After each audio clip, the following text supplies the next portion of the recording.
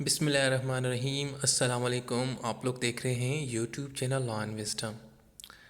आज हम बात करेंगे रूल ऑफ लॉ के मुतल्लिक।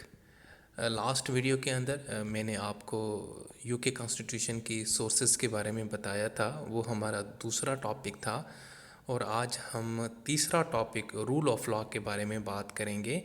कॉन्स्टिट्यूशनल लॉ वन डिस्कस कर रहे हैं, जो एलएलबी पार्ट 3 का सब्जेक्ट है। आइए देखते हैं कि रूल ऑफ लॉ किस बला का नाम है, ये क्या चीज़ है। अगर ये एग्ज़ाम के अंदर ये क्वेश्चन आता है तो आपने इसमें क्या क्या लिखना है और कौन सी हेडिंग्स यूज़ कर सकते हैं, और बुनियादी तौर पे ये क्या चीज़ है, इसका क्या मतलब है, इसका क्या कॉन्सेप्ट है, और इसकी हम और यूके कॉन्स्टिट्यूशन के अंदर इसकी क्या अहमियत है, उसकी क्या वैल्यू है, ये कहाँ स्टैंड करता है। ये सारी चीज़ें आज की वीडियो में आप देखेंगे। चलें आज की वीडियो स्टार्ट करते हैं। जी सबसे पहले इंट्रोडक्शन रूल ऑफ लॉ। देखें, जो ब्रिटिश के लोग हैं, जो ब्रिटेन है, वो एक्चुअली डिवाइन थ्योरी में बड़ा बिलीव रखते हैं। अब ये डिवाइन थ्योरी क्या है?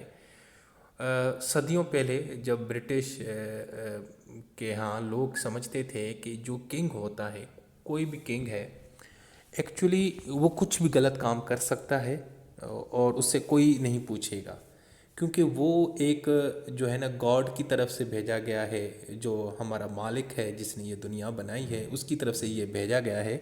वो कुछ भी गलत कर सकता है और उसके पास ये अथॉरिटी है।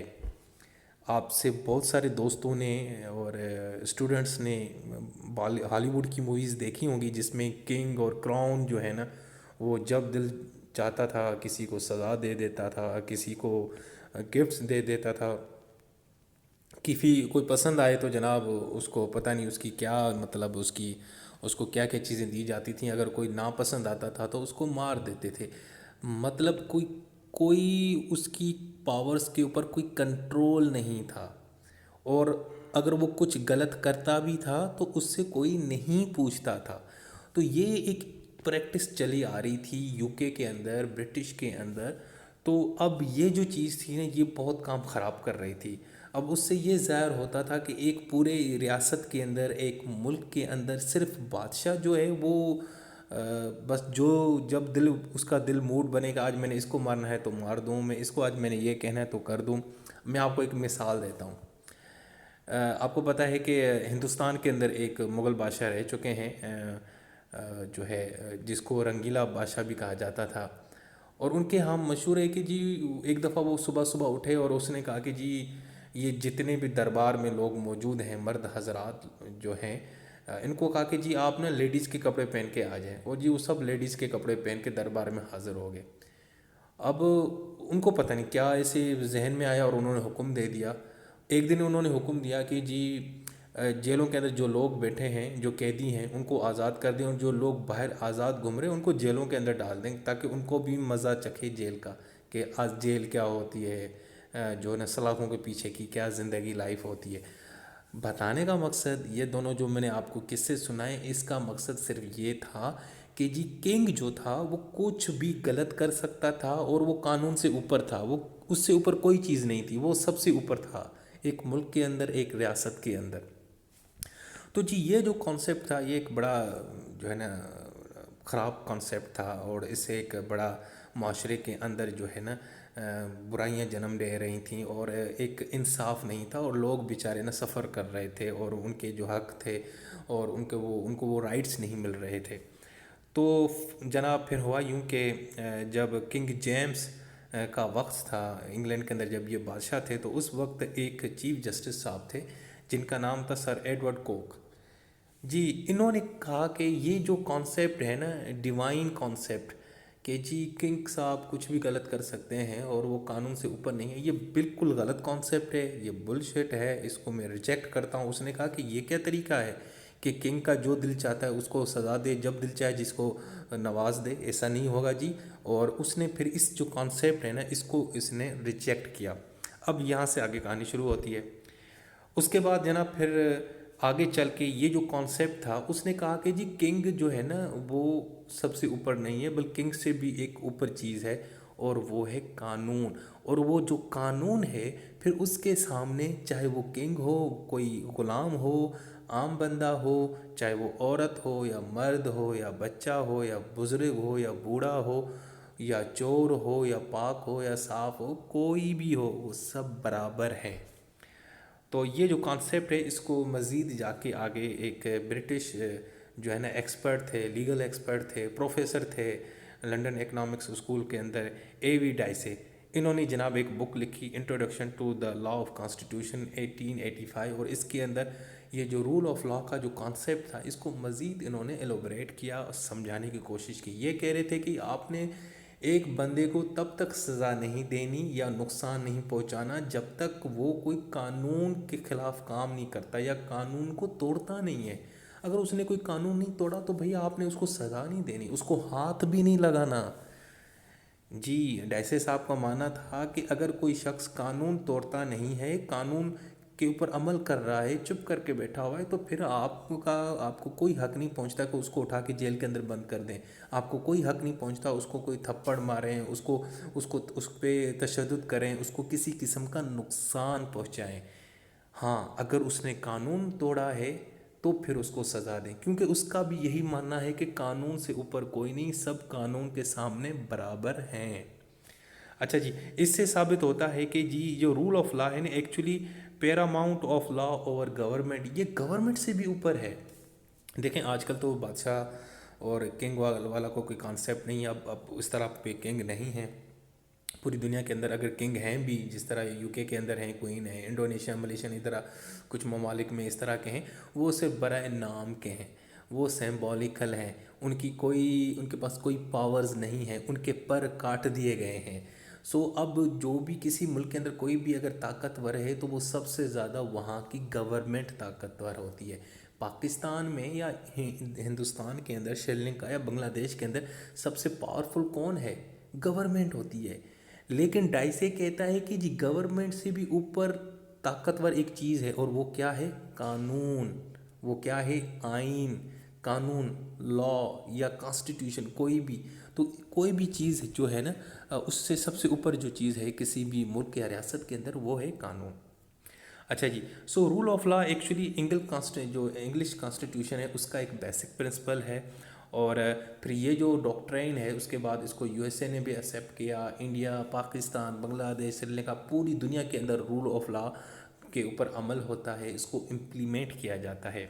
और रूल ऑफ लॉ एक्चुअली जो एडमिनिस्ट्रेटिव लॉ है, अगर आप एडमिनिस्ट्रेशन का काम करते हैं, अगर आप ब्यूरोक्रेट हैं, आप पुलिस ऑफिसर हैं, आपने एक इलाके के आपने चोरों को तलाश करना है, आपने किसी को सज़ा देनी है, तो फिर आपने इस प्रिंसिपल के ऊपर काम करना होता है और सिर्फ उस इंसान को सज़ा देनी होगी जो कानून को तोड़ता है। मैं मिसाल देता हूँ, मैं एक वार्डन हूँ लाहौर के अंदर और मैं देखता हूँ कि एक बच्चा जो है, एक बंदा है, कोई भी शख्स है, वो ट्रैफिक सिग्नल को तोड़ता है, तो अब कानून के तहत मैं उसको पकड़ूंगा और उसको सज़ा दूंगा या उसका चालान काटूंगा। अगर वो कोई पावरफुल है, कोई मिनिस्टर है, कोई सीएम है, कोई प्राइम मिनिस्टर है, कोई भी है, अगर वो भी सिग्नल तोड़ेगा तो कानून के मुताबिक मैं उसको भी चालान करूंगा। ये मुझे हक नहीं दिया जाता कि मैं उसको छोड़ दूं, क्योंकि रूल ऑफ लॉ क्या कहता है? चाहे वो प्राइम मिनिस्टर हो, चाहे वो प्रेसिडेंट हो, चाहे वो सीएम हो, कोई भी हो, जनाब कानून से ऊपर कोई नहीं है। अब मैं इसके ऊपर आपको एक छोटा सा किस्सा सुनाता हूँ। एक देश है, एक मुल्क है, उसके अंदर एक वाक़या हुआ कि जी एक कोई बड़ा पावरफुल बंदा था, शायद कोई मिनिस्टर था, वो उसने इस तरह सिग्नल तोड़ा तो एक वार्डन ने उसका चालान कर दिया। और जब चालान किया ना, तो उसके बाद वो जो मिनिस्टर था, जो भी पावरफुल बंदा था, वो जब अपने ऑफिस गया तो उसने क्या किया कि उस वार्डन के सीनियर को बुलाया, उसको कहा कि जी आपके बंदे ने ज़बरदस्त काम किया, मैं उससे बड़ा खुश हुआ कि उसने मेरा भी चालान किया है, तो इसको आप ना प्रमोट कर दें और मेरी तरफ से इसको गिफ्ट दे दें। तो उस सीनियर बंदे ने, ठीक है, उस सीनियर बंदे ने बात, उसने क्या कहा? उसने कहा कि सर देखें, उस बंदे ने सिर्फ अपना काम किया है, उसकी जॉब डिस्क्रिप्शन में लिखा हुआ था कि जी कोई भी सिग्नल को तोड़ता है, चाहे वो कोई भी हो, तो कानून के मुताबिक सब बराबर हैं। तो उसने तो अपना काम किया है, तो फिर मैं उसको इस तरह का गिफ्ट क्यों दूं, क्यों उसको प्रमोट, क्यों? उसने तो अपनी जॉब का काम किया है।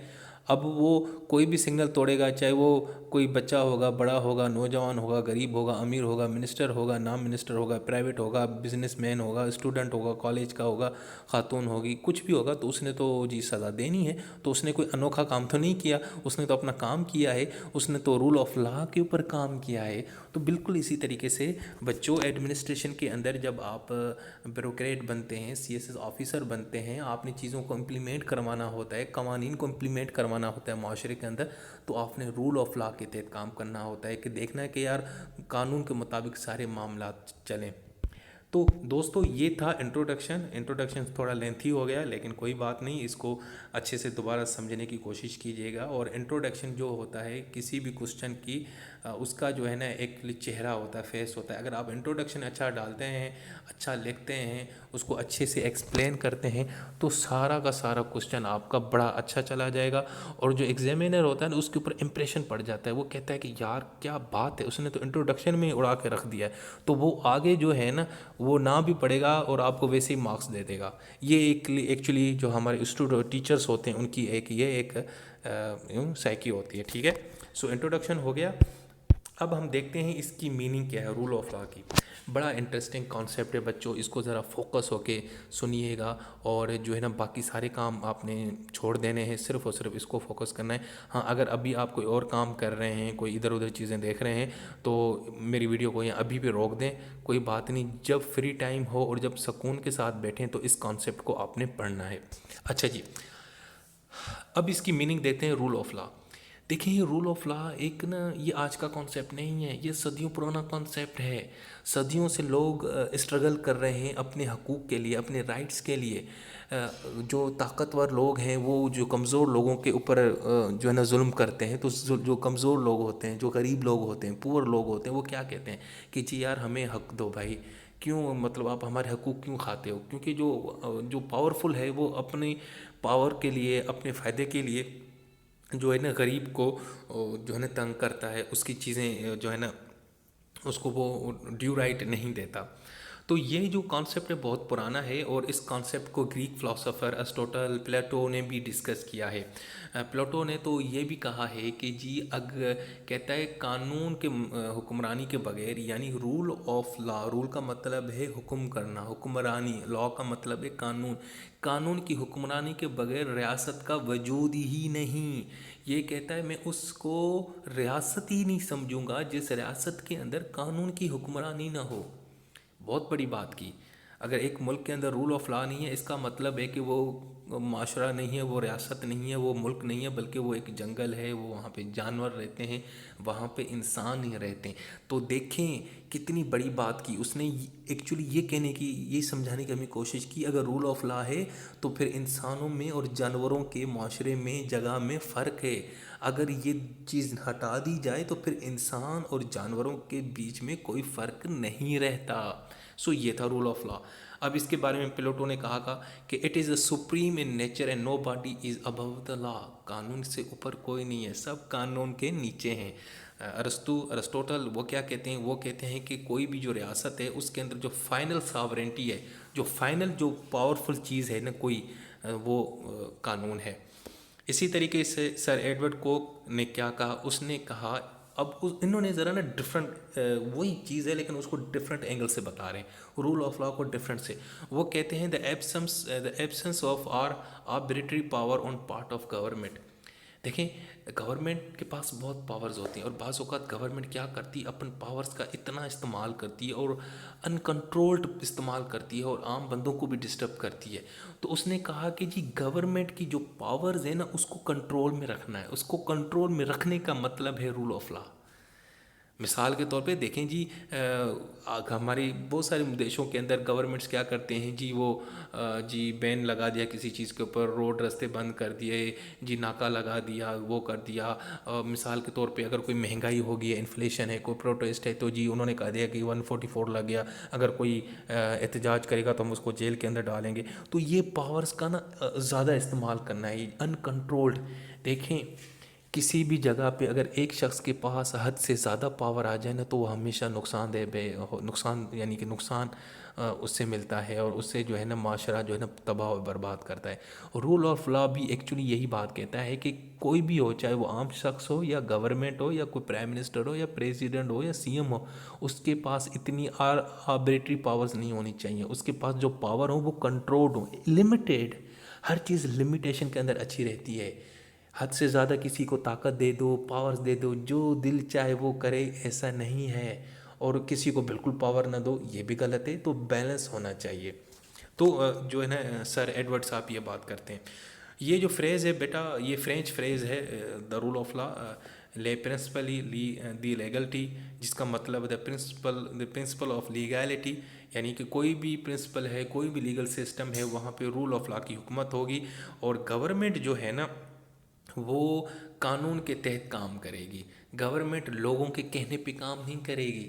देखें, बहुत बड़ी बात की है कि गवर्नमेंट ने अगर कोई किसी बंदे को सज़ा देनी है, किसी बंदे के ऊपर केस बनाना है, किसी बंदे को जेल के अंदर डालना है, कोई रोड ब्लॉक करना है, किसी प्रोटेस्ट को ख़त्म करना है, किसी एक शख्स के ऊपर पाबंदी लगानी है, मोबाइल सिग्नल्स का जो है ना उसके ऊपर वो जो है ना वो उस पर बैन लगाना है, कोई भी काम करना है तो कानून के तहत करना होगा। कानून यानी कि कानून को जवाब देना होगा। कानून बताएगी, बगैर कानून कोई नहीं करेगी। बाज़ औक़ात ये होता है कि गवर्नमेंट्स पता है क्या करती हैं, बताती कानून का है लेकिन करती अपने मकसद के लिए है कि जी कानून के तहत ये हो गया। और बाज़ औक़ात कोई कानून होता ही नहीं और बगैर कानून के ना पाबंदी लगा दी जाती है, लोगों को अंदर उठा लिया जाता है। तो उसके ऊपर सवाल होता है। फिर आपको पता है कि एहतजाज होते हैं लोग न्यूज़ मीडिया में, सोशल मीडिया में, और बड़े बड़े जो इदारे हैं ह्यूमन राइट्स के, वो आगे आते हैं कि जी इस मुल्क में तो रूल ऑफ लॉ नहीं है, इसमें तो हुकूमत जो है अपनी मनमानी करती फिर रही है। ऐसी बात नहीं है, हुकूमत के पास भी पावर्स हैं, वो लिमिटेड पावर्स हैं। वो उन पावर्स के चक्कर में किसी के ह्यूमन राइट्स की वायोलेशन नहीं कर सकती, किसी के जो फंडामेंटल राइट्स हैं उसकी वायोलेशन बिल्कुल नहीं कर सकती। सो इसीलिए वो गवर्नमेंट जो है ना वो भी कानून के तहत चलेगी। अब आगे चलते हैं। अब जो एक्चुअली जो डाइसे है, एवी डाइसे, जो मैंने आपको बताया जिसने 1885 में एक बुक लिखी थी, एक्चुअली इसका जो कॉन्सेप्ट था, इसने जो फ़लसफ़ा बयान किया ना रूल ऑफ लॉ के मतलब, वो ही एक्चुअली यूके का एक कॉन्सेप्ट है रूल ऑफ लॉ के हवाले से। देखें, जो यूके का कॉन्स्टिट्यूशन है उसके अंदर दो चीज़ें आती हैं, उसके दो पिलर्स हैं, एक रूल ऑफ लॉ और दूसरा है parliamentary sovereignty. Rule of law यानी कि कानून की हुक्मरानी होगी, और पार्लियामेंट्री सॉवरेंटी यानी कि वहाँ पे जो पार्लियामेंट है वो सबसे ऊपर होगी। पार्लियामेंट में जो कानून बनेगा उस कानून के तहत ही सारा मुल्क चलेगा। सो डाइसे ने जो एक अपनी बुक लिखी थी, introduction to the study of the law of constitution, उसने एक्चुअली रूल ऑफ लॉ के हवाले से जो है ना एक कॉन्सेप्ट इंट्रोड्यूस कराया। अब मैं यहाँ पे आपको एक्चुअली डाइसे के बारे में बता रहा हूँ। ये एक लीगल जो है ना फ़िलासफ़र था, कानूनदान था, लीगल प्रोफेसर था, कानून के ऊपर उसकी बड़ी यानी कि ग्रिप थी। तो उन्होंने एक कॉन्सेप्ट इंट्रोड्यूस करवाया था रूल ऑफ लॉ का, और उसमें उसने फिर कुछ चीज़ें बताई। तो अब हम उसको डिस्कस कर रहे हैं। और बाज़ औक़ात ये होता है कि क्वेश्चन में ना सिर्फ रूल ऑफ लॉ नहीं आता, सिर्फ यही पूछा जाता है कि डाइसे ने रूल ऑफ लॉ के बारे में क्या बात की। तो ये दोनों क्वेश्चन आपको इसी वीडियो के अंदर मतलब आपका काम हो जाएगा इसका। अब डाइसे क्या कहते हैं जी, एवी डाइसे कहते हैं कि जी रूल ऑफ लॉ के ना तीन प्रिंसिपल्स हैं। Number 1, absolute supremacy of law, law की सुपरमेसी होनी चाहिए। उसके बाद है इक्वलिटी बिफोर लॉ, कानून के सामने सब बराबर हैं। और तीसरा है प्रीडोमिनेंस ऑफ लीगल स्प्रेड। ये तीन जो है ना प्रिंसिपल्स बताए। अब इन तीनों को हम डिस्कस करते हैं। सुपरमेसी ऑफ लॉ, नाम से ही पता चल रहा है कि इसमें क्या बात करेगा। इसमें बात यही करेगा कि ये लॉ है ना वो सुपरमेसी है और वो सबसे ऊपर है। और इवन के वो जो है ना गवर्नमेंट की पावर से भी ऊपर है, वो गवर्नमेंट से भी ऊपर है, वो मिनिस्टर से भी ऊपर है, वो किंग से भी ऊपर है, वो क्राउन से भी ऊपर है, वो किसी बिजनेसमैन से भी ऊपर है। और सुपरमेसी ऑफ लॉ का मतलब है कि किसी के पास कोई पावर्स नहीं है, कोई अपनी पावर से हद से ज़्यादा नहीं जाता, हर एक ऊपर लिमिट है। कानून क्या कहता है कि जी प्राइम मिनिस्टर साहब के पास कुछ पावर्स हैं कि वो कुछ फैसले कर सकते हैं, लेकिन वो भी उनके ऊपर भी एक लिमिट है बच्चे, वो उस लिमिट से ऊपर नहीं जाएंगे, क्योंकि उनके ऊपर भी देखें लिमिट उसके ऊपर होती है जो किसी के अंडर होता है। सो प्राइम मिनिस्टर भी एक्चुअली कानून के अंडर काम करते हैं। सो सुपरमेसी उसी की है, लॉ की सुपरमेसी है, प्राइम मिनिस्टर या मिनिस्टर या किंग की नहीं है। सो एक तो बात ये हो गई। इसके अलावा सुपरमेसी का मतलब ये भी है कि जी अगर किसी ने कोई कानून को तोड़ा भी है, कानून के खिलाफ वर्जी भी की है, किसी का मर्डर कर दिया है, चोरी कर दी है, तो फिर आपने उसको कानून के तहत ही सज़ा देनी है। अब मिसाल है कि एक बंदे ने चोरी कर ली, मैं जा रहा था रास्ते में, मेरी मोबाइल स्नैच कर ली, मैं एक पुलिस ऑफिसर हूँ, मुझे वो नज़र आता है, मैं रिवॉल्वर निकालता हूँ और उसको फायर करके मार देता हूँ। तो जी कानून मुझे कहता है कि ठीक है उसने चोरी की, तो उस चोरी वाले को कानून के मुताबिक सज़ा क्या होगी कि उसके ऊपर फ़ाइन लगा दो, उसको थाने में बंद कर दो, उसको लॉकअप के अंदर बंद कर दो।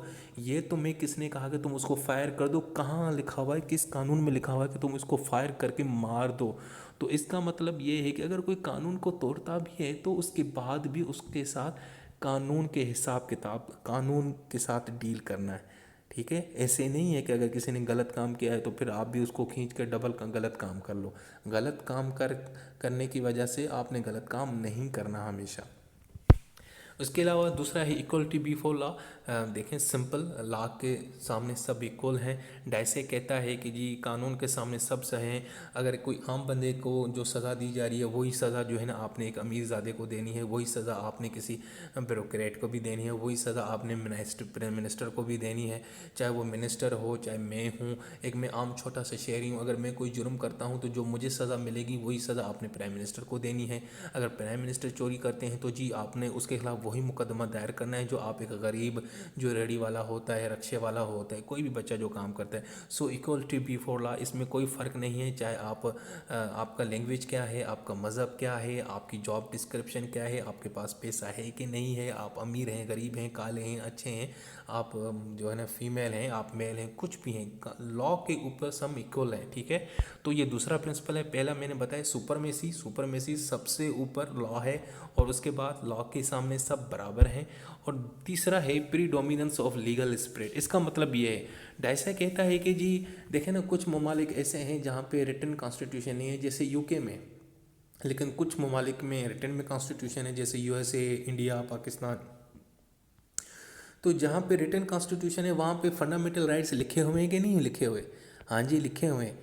आपने पॉलिटिकल साइंस पढ़ के आए, आपको पता है कि चाइना के अंदर भी फंडामेंटल राइट्स हैं, टर्की के अंदर भी हैं, स्विट्ज़रलैंड के कॉन्स्टिट्यूशन के अंदर भी हैं, मलेशियन कॉन्स्टिट्यूशन के अंदर हैं, पाकिस्तान के कॉन्स्टिट्यूशन के अंदर हैं, इंडियन कॉन्स्टिट्यूशन के अंदर हैं। वो फंडामेंटल राइट्स क्या हैं? वो एक्चुअली आपको प्रोटेक्शन देते हैं, freedom of expression, freedom of movement, सब कुछ।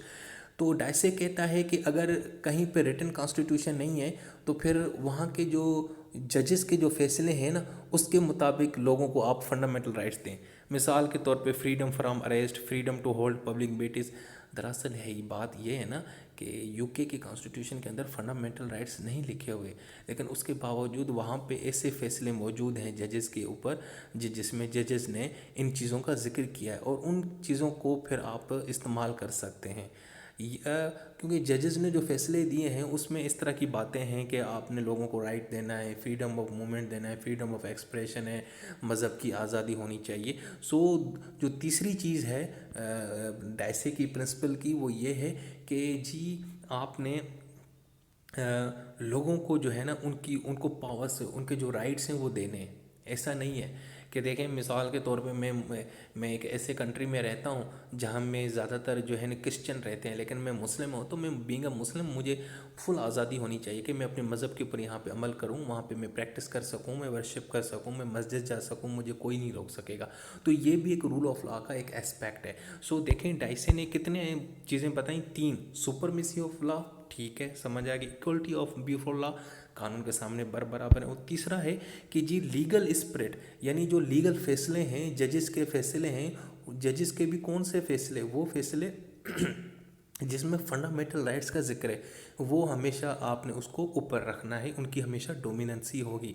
क्योंकि यूके का आपको पता है कि अनरिटन कॉन्स्टिट्यूशन है, इसलिए वहाँ पे जो जुडिशरी के जो फैसले हैं, जो जो वर्डिक्ट हैं, उनको ही इस्तेमाल किया जाता है। बल्कि क्योंकि हमने तो सीधा सीधा लिख लिया है ना कि फंडामेंटल्स 8 से 28 के सारा लिखा हुआ है, उन्होंने नहीं लिखे, तो इसलिए वो कहते हैं कि उन फैसलों के तहत जो जो फंडामेंटल राइट्स या जो जो एक इंसान को हकूक़ दिए गए हैं कि आपको आज़ादी है, फ्रीडम है, घूमने की लिबर्टी है, आप आपको आपको काम करने की आज़ादी है, आपको कमाने की आज़ादी है, तो आपने ये जो राइट्स हैं उनको देने हैं, और ये भी रूल ऑफ लॉ का एक हिस्सा है। तो ये 3 प्रिंसिपल्स हो गए डाइसे के। अच्छा जी, अब इसके फीचर क्या हैं? अभी अगर हम सारी इसकी जो 3 मैंने आपको बताया, इनको मज़ीद उसको मैं कहूँ कि इसमें कौन से बेसिक फीचर्स हैं, क्या क्या हैं। Number 1, law does not recognise any special right. भाई लॉ जो है ना वो किसी को ख़ास राइट्स नहीं देता। ये थोड़ी है कि जी औरतों के लिए मखसूस राइट हो गए, मर्दों के लिए मखसूस हो गए, अमीर के लिए अलग, गरीब के लिए अलग। ऐसा नहीं है, कोई किसी के लिए स्पेशल नहीं है, सब एक जैसे हैं। नंबर 1। नंबर 2, वो कहता है कि जी किसी के दरमियान हम फ़र्क नहीं, लॉ जो है ना किसी में फ़र्क नहीं रखता, न किसी न मज़हब की बेस के ऊपर, आप मुस्लिम हैं, हिंदू हैं, क्रिश्चियन, नो, आपका रेस क्या है, आप राजपूत हैं, आप आरई हैं, आप सैयद हैं, आप शेख हैं, आप मेमन हैं, आप सुमरो हैं, आप कौन हैं, कुछ भी नहीं फ़र्क पड़ता। आपका जेंडर क्या है, आप मेल हैं फीमेल हैं, कोई फ़र्क नहीं पड़ता है। लॉ इसमें बिलीव ही नहीं रखता। दूसरा, none is punished without proper trial. जी किसी को बगैर सुने, उसको बगैर मौका दिए, उसका प्रॉपर ट्रायल किए बगैर उसको अपने सज़ा नहीं देनी। इसके अलावा ये कहता है कि जी अगर एक कोर्ट ने एक अमीर को सज़ा दी है तो वही कोर्ट गरीब को भी सज़ा दे सकता है। ऐसा कोई नहीं है कि उनके लिए अलग अदालतें, हमारी अलग अलग अदालतें, ना ना ना ना जी। इसके अलावा बाकी रूल ऑफ लॉ ये भी कहता है कि किसी को आप जो है एब्सोलूट पावर्स नहीं है, किसी भी बंदे को एब्सोलूट पावर नहीं है कि बस सारी की सारी ताकत उसके पास और वो उन ताकत का गलत इस्तेमाल करे। तो मेरिट्स क्या रूल ऑफ लॉ के? एक तो बेटा ये ना अनार्की को ख़त्म करता है। अनार्की जब सिविल वार होती है, जानवरों की तरह लोग, ये सारी चीज़ें, जुल्म, जबर, इस सारी चीज़ों को ख़त्म करता है। इसके अलावा वो गवर्नमेंट को ना कंट्रोल करता है। असल मसला कंट्रोल गवर्नमेंट को करना है कि गवर्नमेंट पता है क्या करती है, कानून के नाम पे, ये ना सिक्योरिटी के मामले पे, नेशनल इंटीग्रिटी के नाम पे, इस तरह की चीज़ों के ऊपर ये हम पे ना बड़ी पाबंदियां लग जाती हैं। तो एक्चुअली गवर्नमेंट को कंट्रोल करना है कि क्योंकि गवर्नमेंट के पास ज़्यादा पावर्स हैं तो उसकी पावर्स को कंट्रोल भी तो करना है ना। इसके अलावा जी लोगों को सेफ गार्ड देना है, प्रोटेक्शन देना है। इसके अलावा जी मैग्ना कार्टा ये कहता है, जिस तरह उसका एक प्रिंसिपल है वो भी है कि जी आपने एक बंदे को तब तक सज़ा नहीं देनी जो है ना जब तक उसके ख़िलाफ़ कोई सबूत ना हो, और आपने उसको बगैर सबूत के, बगैर ट्रायल के बंद नहीं करना। इसके अलावा जी रूल ऑफ लॉ जो है ना इस कंट्री के अंदर, कस्टम के अंदर, अब मतलब एक पुरानी चीज़ है, वो कस्टम्स के अंदर यूज़ होता है। ये जुडिशरी को भी आज़ादी देता है कि जुडिशरी जजेस जो है ना आज़ादी से फैसले दें, वो किसी के प्रेशर में ना आए, वो एग्जेक्टिव से अलग हो जाएं। इसके अलावा इस रूल ऑफ लॉ की वजह से पब्लिक वेलफेयर जो है ना वो आपकी अहमियत होती है कि आपने पब्लिक वेलफेयर करना है, ये डोमिनेट कंसिडरेशन है। ये तो हैं इसके मेरिट्स। अब क्रिटिसिज्म जी, जनाब डाइसे साहब ने जो रूल ऑफ लॉ का प्रिंसिपल दिए थे ना 1885, उसके ऊपर ज़रा ना थोड़ा बहुत क्रिटिसिज्म आता है। अब वो क्या है, उसमें थोड़ी तब्दीली आ चुकी है। नंबर 1, देखें यूके हो या पाकिस्तान या इवन के इंडिया, वहाँ पे कुछ ऐसे कवानीन हैं जिसके तहत कुछ लोगों को प्रोटेक्शन हासिल है। जैसे यूके के अंदर पब्लिक अथॉरिटीज़ प्रोटेक्शन एक्ट, इस प्रोटेक्शन एक्ट के तहत बच्चे कुछ जो बड़े बड़े लोग हैं ना उनको प्रोटेक्शन दी जाती है। मिसाल के तौर पे हमारे पाकिस्तान देश मुल्क के अंदर क्या होता है कि जो बड़े बड़े लोग हैं, जो बड़े बड़े जिस तरह प्राइम मिनिस्टर हैं, प्रेसिडेंट साहब हैं, सीएम हैं, इनको प्रोटेक्शन दी जाती है, इनको आप सिक्योरिटी देते हैं। इवन कि जो प्रेसिडेंट है उसको प्रोटेक्शन है कि अगर वो सदर हैं तो उनके खिलाफ कोई मुकदमा नहीं चल सकता। इसके पीछे एक वजह होती है। अब आप कहेंगे सर अभी आप हमें पीछे सारा भाषण दे रहे थे कि rule of law, rule of law, कोई किंग, कोई प्रेसिडेंट, अभी आप क्या है। तो ये एक एक्सेप्शन है, यहाँ पे कुछ केसेस हैं। उसका मकसद ये है कि क्योंकि प्रेसिडेंट हो या प्राइम मिनिस्टर हो, वो एक गवर्नमेंट को चलाते हैं, तो अगर आप उसके खिलाफ हर थोड़ी थोड़ी छोटी छोटी बातों पे उसके खिलाफ मुकदमा करेंगे, उनको अदालतें देंगे, तो फिर आपका मुल्क भी चल पड़ा और आपकी गवर्नमेंट भी चल पड़ी और आपने भी देख लिया और हमने भी देख लिया। तो उसको ज़रा ना सिक्योर करने के लिए, ताकि ना चीज़ें स्टेबल रहें, इस वजह से उसको थोड़ी बहुत प्रोटेक्शन दी जाती है। इसके अलावा क्योंकि वेलफेयर स्टेट का कॉन्सेप्ट है, तो अब गवर्नमेंट का जो पावर्स है ना वो बहुत बढ़ चुकी हैं। तो ज़ाहिर बात है जो ना क्या कहते हैं नेशनल इंटरेस्ट की खातर बाज़ों का जो है ना इंसान के जो फंडामेंटल राइट्स हैं वो रूल ऑफ लॉ से ऊपर निकल जाती है और लोगों को जो है ना वो कंट्रोल करना पड़ता है। मिसाल के तौर पे कोरोना आ गया, कोरोना वायरस आ गया और हुकूमत ने क्या किया कि जी लोगों को ना जो बंदे शाम को 7-8 बजे, मतलब एक टाइम फ्रेम दिया था ना, उसके बाद अगर कोई मार्केट जाता था तो उनको वो जी अंदर जेल में डाल देते थे। आप तो कह सकते हैं ना कि सर जी कानून के तहत तो हमें आज़ादी है ना, तो ये हुकूमत क्यों कर रही है? लेकिन क्योंकि ज़ाहिर बात है एक इमरजेंसी है, तो नेशनल इंटरेस्ट में, पब्लिक इंटरेस्ट के अंदर वो इस तरह के काम कर सकते हैं, तो ये भी एक एक्सेप्शन है, क्रिटिसिज्म है। इसके अलावा बेटा इमरजेंसी की सूरत हो, मिसाल के तौर पे एक हमारी किसी एक मुल्क के साथ जंग हो जाती है, हमारे ऊपर हमले हो रहे हैं, हमारे ऊपर रॉकेट और ये सारे सॉरी बम शम गिर रहे हैं, तो फिर ये है कि आप और हुकूमत ने ऐलान कर दिया कि जी अपने घरों से मत निकलें, लेकिन आप घर से निकलते हैं क्यों? आप कहते हैं कि जी मेरा तो कॉन्स्टिट्यूशन के तहत फ्रीडम ऑफ मूवमेंट का लॉ है, तो मैंने तो वो उसको यूज़ करना है। लेकिन अभी गवर्नमेंट ने क्या कहा है कि उसने कहा नहीं, इमरजेंसी की सिचुएशन है, सो आपके फंडामेंटल राइट्स को हम सस्पेंड करते हैं, रोक के रखते हैं। उसका भी जो है ना मकसद ये होता है ताकि आपकी ही प्रोटेक्शन हो। सो कहने का मतलब ये है कि रूल ऑफ लॉ में एक्सेप्शन भी हैं, कहीं पे आप कंप्रोमाइज़ करना पड़ता है, कहीं पे गवर्नमेंट रूल ऑफ लॉ से ऊपर चली जाती है। वैसे तो बुनियादी तौर पे उसके नीचे होती है, लेकिन बाज़ों का तो मतलब रूल ऑफ लॉ से गवर्नमेंट ऊपर निकल जाती है जब इस किस्म की कोई सिचुएशन आती है। अब हम देखते हैं कि मॉडर्न कॉन्सेप्ट क्या है। इसके हवाले से इंटरनेशनल कमीशन ऑफ जूरिस्ट की एक इदारा है, 1959 में इनकी मीटिंग हुई, उन्होंने कुछ चीज़ें मतलब हमारे लिए ना बता दी कि जी रूल ऑफ लॉ के अंदर क्या चीज़ें आती हैं। नंबर 1, रूल ऑफ लॉ का मतलब है कि किसी भी माशरे के अंदर जो पॉलिटिकल और सिविल राइट्स हैं उनको प्रोटेक्ट करना है, सोशल, इकनॉमिक, एजुकेशनल और कल्चर कंडीशन देनी है ताकि हर इंसान को जो है ना अपनी इज़्ज़त और डिग्निटी के साथ वो काम करे। इसके अलावा जनाब किसी के मज़हब के बिलीव्स में इंटरफेयर नहीं करना, किसी को रोकना नहीं है। अगर कोई नमाज़ पढ़ने जाना है तो नमाज़ पढ़ने दो, कोई मंदिर जाना चाहता है तो मंदिर जाने दो, कोई गिरजाघर जाने जाता है तो उसको जाने दो, उसको अगर कोई दिवाली और होली पे सेलिब्रेट करना है तो करने दो, कोई अगर जो है ना अपना ईद मनाने चाह रहा है, कोई कुर्बानी कर रहा है तो उसको कुर्बानी करने दो, इंटरफेयर नहीं करना। किसी भी माइनॉरिटी ग्रुप के साथ डिस्क्रिमिनेशन नहीं करनी, उसके साथ फ़र्क नहीं करना, उसके साथ बुग़्ज़ नहीं रखना, उसको कोई बुरा भला नहीं कहना। इसके अलावा जनाब अगर कोई पावर को मिसयूज़ करता है, उसको अब्यूज़ करता है तो उसको प्रोटेक्शन नहीं देनी।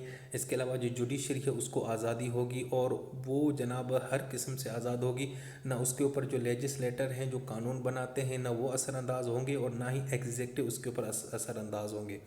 इसके अलावा जनाब ये तो थे, इसके अलावा अब basic principles of rule of क्या बनते हैं कि लॉ इज़ सुप्रीम, ठीक है जी, nobody is above the law, okay. दूसरा, ये सब काम जो होंगे वो कानून के तहत होंगे, किसी बंदे को आपने नुकसान नहीं पहुंचाना, सिर्फ एक कंडीशन में, अगर वो कानून को तोड़ता है।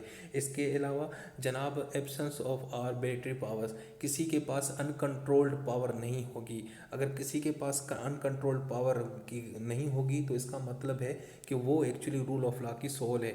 Equality before law and equal protection of law, कानून के तहत सबको प्रोटेक्शन हासिल है। यहाँ पे मैं एक छोटा सा एग्जांपल कोट करता चलूँ, आप लोगों को पता है कि कुछ अर्सा पहले मीनार पाकिस्तान पे एक इशू आया था, आयशा नामी लड़की जो टिकटॉकर थी उसके साथ एक इशू पेश आया, तो उसको बहुत सारे स्टूडेंट्स और बच्चे जो कह रहे थे कि जी अच्छा हुआ उसके साथ, वो ये थी वो थी, उसका करेक्टर ये ख़राब था, वो था, वो गंदी वीडियोज़ बनाती, पता नहीं क्या क्या चीज़ें।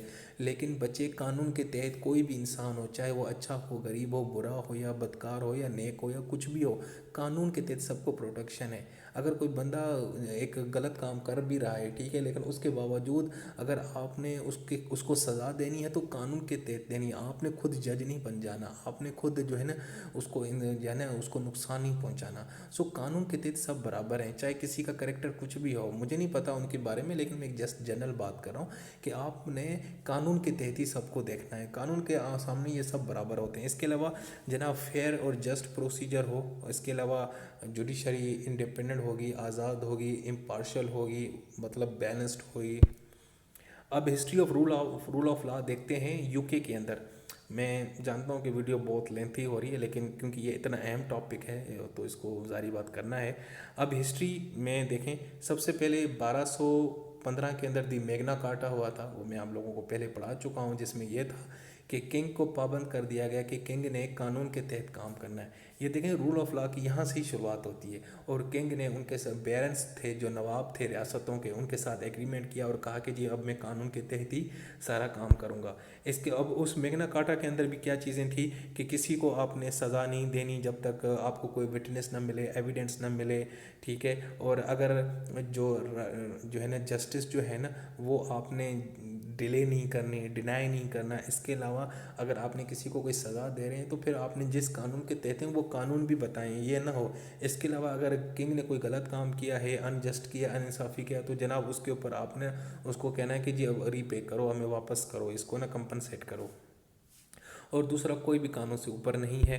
इसके बाद जनाब द पिटिशन ऑफ राइट्स 1628, ये एक डॉक्यूमेंट आता है। इसके तहत जो बैरन्स थे उन्होंने किंग को रिमाइंड दिलाया, किंग को कहा कि किंग साहब आपके साथ 1215 में मेग्ना कार्टा किया हुआ था हमने, उसके ऊपर अमल क्यों नहीं हुआ। तो पिटिशन ऑफ राइट्स जो है ना ये एक डॉक्यूमेंट बनता है। इसके अंदर भी वही चीज़ें हैं कि कोई भी जो है ना फ्री मैन है उसको आप कैद में डाल नहीं सकते, किसी भी बंदे को किसी भी उसके अपने घर से प्रॉपर्टी से यानी कि निकाल नहीं सकते, ठीक है। तो और किसी भी बंदे को किंग के सामने पेश नहीं कर सकते। अगर उसने कोई गलत काम किया है तो ठीक है, अगर गलत काम किया है तो उसको प्रूव करना पड़ेगा। सो ये वही बेसिक प्रिंसिपल्स हैं, बार बार रिपीट हो रहे हैं। तो ये पिटिशन ऑफ राइट 1628। उसके बाद हेबियस कॉर्पस एक्ट 1679 जी, इसमें भी यही था कि अगर किसी ने शख्स ने कोई गलत काम किया है तो उसको पहले सबसे पहले आपने अदालत में लेके आना है, उसके बाद फिर इसको आपने कैद में डालना है। ऐसा नहीं है कि आप उसको अपने पास 3-3 4-4 दिन कैद में रखें और उसके बाद अदालत पेश करें, ये गलत काम है। हमारे यहाँ पाकिस्तान के अंदर भी अगर कोई बंदा जुर्म करता है तो 24 घंटे के अंदर मजिस्ट्रेट के सामने पेश करना पड़ता है। तो यही वही चीज़ है। इसके अलावा बिल ऑफ राइट 1689, जिसके तहत ये कहा गया कि जो जो क्राउन है, जो बादशाह है जनाब, वो ना कोर्ट सिस्टम को मैनिपुलेट नहीं कर सकता, कंट्रोल नहीं कर सकता। वो पार्लियामेंट के कानून को जो है ना कोई भी कवानीन हैं, कोई भी लॉज हैं ना, आपको उनको सस्पेंड कर सकते हैं ना उनको तोड़ सकते हैं पार्लियामेंट की विल के यानी कि बगैर। क्योंकि पार्लियामेंट जो है ना एक्चुअली यूके के अंदर सबसे सुप्रीम एक इदारा है। सो ये तो चीज़ें होगी। अब एक डिफरेंस आता है, बड़े स्टूडेंट मेरे से पूछते हैं कि सर रूल ऑफ लॉ और rule of law and rule by law, इसके अंदर क्या फ़र्क है। रूल ऑफ लॉ तो मैं आपको बता चुका हूँ, जिसमें कानून की सुपरमेसी, कानून ऊपर हो, कानून के सामने सब बराबर है, चाहे वो गवर्नमेंट है, चाहे वो किंग है, चाहे वो मिनिस्टर है, चाहे वो टीचर है, चाहे वो डॉक्टर है, चाहे वो इंजीनियर है। अब रूल बाय लॉ का मतलब क्या है। अब रूल ऑफ बाय लॉ का मतलब होता है कानून के ज़रिए हुक्मरानी करना। इसका मतलब यह है कि बाज़ औक़ात क्या होता है कि गवर्नमेंट ना कानून का इस्तेमाल करते हैं अपने पॉलिटिकल रीज़न के तहत। मिसाल के तौर पे मैं एक मिनिस्टर हूँ और एक दूसरा बंदा है वो अपोजिशन पार्टी का, मैं उसको कंट्रोल करना चाहता हूँ, तो मैं क्या करूँगा कि उसके ऊपर मुकदमा कर दूँगा और कानून का गलत इस्तेमाल करके उसकी आवाज़ दबाऊँगा। मिसाल के तौर पे बहुत सारे ममालिक और कंट्रीज़ के अंदर जो है ना प्रोटेस्ट होते हैं महंगाई के तहत, तो क्या करती हैं हुकूमत, और उनके खिलाफ तशद्दुद करती हैं, उनको जेलों के अंदर बंद करते हैं। तो ये क्या है कि कानून का इस्तेमाल करना अपने पॉलिटिकल रीज़न के ज़रिए। The law is a tool of political repression enforcing it unequally on the parties, ठीक है। वो सिर्फ और सिर्फ अपने आप को फ़ायदे देने के लिए, अपने काम के लिए वो किसी बंदे के ऊपर कानून का गलत इस्तेमाल करके उसको कंट्रोल करना। सो रूल ऑफ लॉ का मतलब होता है कानून की हुक्मरानी, कानून सबके सामने बराबर है। और रूल बाय लॉ का मतलब है कि कानून के ज़रिए लोगों को कंट्रोल करना, उनको मैनिपुलेट करना, उनको सज़ा देना, उनको जेलों के अंदर डालना। और उनको एक्चुअली ना गवर्नमेंट जो होती है ना, जो अनार्की टाइप, जो डिक्टेटरशिप टाइप जो गवर्नमेंट्स होती हैं, वो हमेशा पावर के ज़रिए, डंडे के ज़रिए, फोर्स के ज़रिए, वो ना वेपन के ज़रिए लोगों को कंट्रोल करती हैं। सो इस चीज़ को हम बोलते हैं rule by law. And rule of law का मतलब वही है जो मैंने आपको इस सारी वीडियो के अंदर बताया है। सो दोस्तों वीडियो बहुत लंबी हो गई, आई एम सो सॉरी, मैं इसके लिए माज़रत खा हूँ। लेकिन क्या करें, एक अहम टॉपिक था तो इसको जो है ना डिटेल में डिस्क्राइब करना बहुत ज़रूरी था, नहीं तो ये कॉन्सेप्ट समझ नहीं आना था। सो ये था बच्चों आज की वीडियो। उम्मीद है कि आप लोगों को ये पसंद आएगी और आपको एग्ज़ाम के अंदर बड़ी हेल्पफुल यानी कि साबित होगी। तो इसमें एक्चुअली हमने यूके के बारे में डिस्कस की, रोल ऑफ लॉ की एक डिस्कशन भी की, रोल ऑफ लॉ क्या है। इसके अलावा मैंने आपको हिस्ट्री बताई है। इसके अलावा जो डाइसे का कॉन्सेप्ट है, एवी डाइसे जो एक फ़िलासफ़र थे, ऐसे ही समझें ब्रिटिश, उन्होंने जो रूल ऑफ लॉ का जो कॉन्सेप्ट दिया, फिर उसके ये 3 प्रिंसिपल्स बताए हैं, ये अहम चीज़ है। इसके फीचर्स क्या हैं, इसके मेरिट भी बताए मैंने, इसके डीमेरिट यानी क्रिटिसिज्म भी बताया, फिर मॉडर्न कॉन्सेप्ट क्या है, फिर उसके क्या फीचर्स हैं, basic principles of rule of law क्या है। हिस्ट्री मैंने आपको सारी यूके की बताई, मैग्ना कार्टा इस पर थोड़ी कुछ कुछ लिखेगा, पिटिशन ऑफ राइट्स बता दिया, habeas corpus act 1679, bill of rights मैंने आपको बता दिया, और बाद में जाते जाते rule by law and rule of law, इन दोनों का मैंने आपको डिफरेंस भी बता दिया। सो होपफुली आपको मेरी वीडियो पसंद आई होगी। अगर आई है तो दोस्तों ज़रूर लाइक कीजिएगा, शेयर कीजिएगा और दोस्तों के साथ ज़रूर शेयर कीजिएगा। चलें जी, नेक्स्ट वीडियो तक मुझे इजाज़त। अपना बहुत सारा ख्याल रखें, खुश रहें, आबाद रहें, और जो है ना, दिल लगा के मेहनत करें और चीज़ों को समझने की कोशिश करें, और मेरे यूट्यूब चैनल को बार बार विज़िट करें। अल्लाह हाफिज़।